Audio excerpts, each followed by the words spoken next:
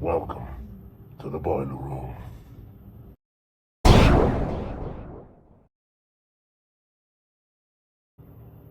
We're all a little old to believe in the toilet monster, right? Sure.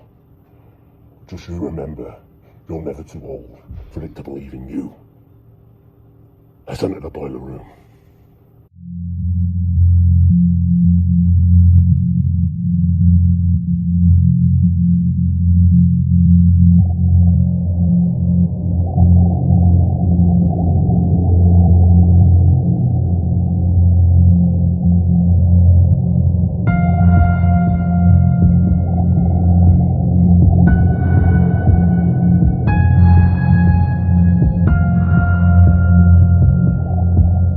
What began as me being cautious whenever I went to the bathroom evolved into me being terrified. What I mean by being cautious is that I enjoy watching gruesome horror movies to see if I get scared. I began doing this as a child, and I recall watching Jeepers Creepers and other older films. They never seemed to frighten me after watching them. I was as entertained as a child watching cartoons. I'm telling you this because it explains why I'm cautious when I'm alone and vulnerable in the bathroom, with my pants or skirt around my ankles and a book or tablet in my lap, doing what people do when they use the restroom. When I was younger, and believe me, I was embarrassed about it, I used to open the shower curtain, checking to see if anyone was behind it or leaving the door unlocked and ajar. At school, I'd flush the toilet, quickly wash my hands, and exit the restroom. Isn't all of this terrifying? No, I felt ridiculous at the time for being afraid to be vulnerable in the bathroom. What could possibly go wrong? I fall in the toilet and someone flushes me away, only to be devoured by sewer alligators and never seen again? Of course, that was not my concern. My greatest fear was that someone was watching me, waiting to catch me in my most vulnerable state and murder me, but not by flushing me down the toilet. I stopped running out of the bathroom as I grew older. Instead, I'd take my time, daring whatever was watching me to come out. I'd look under the stalls to see if the person next to me was actually there. I was always proven incorrect. At home, however, I stopped being afraid. When I was alone in a public restroom, I only felt a chill run down my spine. I'm rambling on, aren't I? I won't try to justify my fear any longer. Instead, I'll get to the point. I never told anyone about what had happened to me. I was certain they'd dismiss it as a hallucination or a mental trick. One evening at work, I needed to use the restroom. I always try to avoid using public restrooms, not because of my silly fear, but because they are filthy. Now, I usually notify one of my coworkers that I will be leaving my desk for a few moments.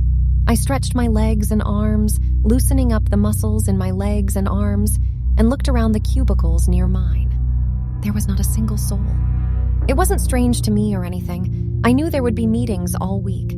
I wasn't going to go down the aisles looking for someone just to tell them I'd be in the restroom. I grabbed my Kindle Fire and made my way there.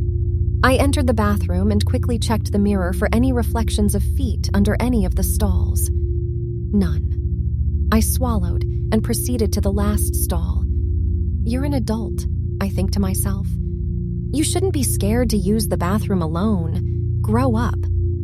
I sit on the toilet seat, adjust my position, turn on my Kindle Fire, and begin reading. I have butterflies in my stomach as I go about my business. I try to convince myself that I'm too preoccupied with the book to notice the sensation, but I fail. I close my eyes tightly after staring at the stall door. My heartbeat quickens. I take shallow breaths in an attempt to calm myself, and after a minute, my heart rate returns to normal. I breathe a sigh of relief and continue reading when I notice a shadow in the corner of my eye. There is no one in here. You didn't see a shadow. I shake as a cool breeze blows through the vents. It must be the AC turning on. Smack! I jump at the sound, which sounded like the lid of the toilet seat beside me. I bite the inside of my cheek, contemplating whether or not to peer under the stall. I gather my long hair in my hand and slowly lower my chest to my thighs to see under the next stall, afraid that someone will catch me and accuse me of being a peeping Tom. My eyes can just make out the bottom of the toilet, so I lowered my head and peered. Nothing. I took a deep breath and exhaled deeply. I sat up straight and yawned, then resumed reading my book as soon as I was comfortable again. I looked at my wristwatch to see how long I'd been in the bathroom. It wasn't too long. I catch a reflection in the glass of a large pair of bare feet as I turn my wrist back to face the side of the stall wall beside me. That is not a pair of female feet. The feet are wide and hairy, but not like a man's or even a human's foot. Nothing like I've ever seen before. The toenails on the thing are long, ridged, and yellow, as if they have never been trimmed or washed. The hair climbs up the ankles and, most likely, further. I catch a scream in my throat and quickly cover my mouth with my hands, afraid that startling the thing will enrage it. This causes my Kindle Fire to fall with a loud thud. It can be heard throughout the restroom. I close my eyes and pray to God to keep me safe. Minutes, if not hours, seem to pass before I finally open my eyes. I check the floor to see if the Kindle is still there. It's in perfect condition, with no cracks in the screen and no shattered plastic. This time, I use my watch to look under the stall. Nothing. Without hesitation, I snatch my Kindle from the floor. My mind must be playing tricks on me, I murmur to myself. Yes, it was just my mind playing a cruel joke on me. Very amusing. Ha ha. As I press the power button on my Kindle Fire, I get the distinct impression that someone is watching me. I frown as I think about it, almost sweating from the sensation. I have the impression that a dark shadow is hovering over me. Look up, look up, look up. I repeat this sentence a few times in my head. Do not look up. I force my head up, daring myself and fighting my fears. I'm taken aback by the sight.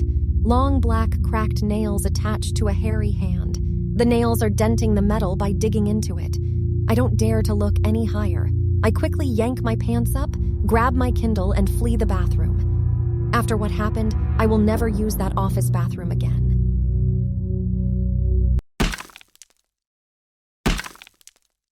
Hey, you got a story you want to share? You got a story you want to read? Head over to talesfromtheboilerroom.com and submit. Join us in the boiler room.